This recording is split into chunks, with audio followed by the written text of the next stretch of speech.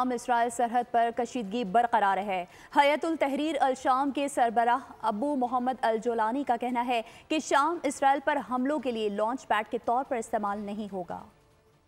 شامی رہنما ابو محمد الجولانی کا برطانوی اخبار کو انٹرویو۔ کہا اسرائیل کا شام میں ایرانی اور حزب اللہ ملیشیا کی موجودگی کے حوالے سے جواز اب ختم ہو چکا ہے۔ شام پر اسرائیلی فضائی حملے رکنے چاہیے۔ اسرائیلی فوج کو مقبوضہ علاقوں سے انخلا کرنا ہوگا۔ مغرب بشار الاسد حکومت کے دوران شام پر عائد کی گئی پابندیاں اٹھائی۔ دوسری جانب اسرائیل نے اعلان کیا ہے کہ شام کے شہروں پر کیا گیا قبضہ ختم نہیں کیا جائے گا۔ اسرائیل کی سلامتی کو لاحق خطرات پر قبضہ جاری رکھا جائے گا۔ دوسری جانب تحریر الشام کے فوجی سربراہ مرحف ابو قسرہ نے STS مسلح ونگ کو شامی فوج میں ضم کرنے کا اعلان کر دیا ہے۔ ادھر دمشق ایئرپورٹ کھول دیا گیا ہے۔ پہلی پرواز صحافیوں سمیت 32 افراد کو لے کر حلب کے لیے روانہ ہوئی۔ اردن نے بھی شام کے ساتھ ٹریفک کے لیے بارڈر کراسنگ کھولنے کا اعلان کر دیا ہے۔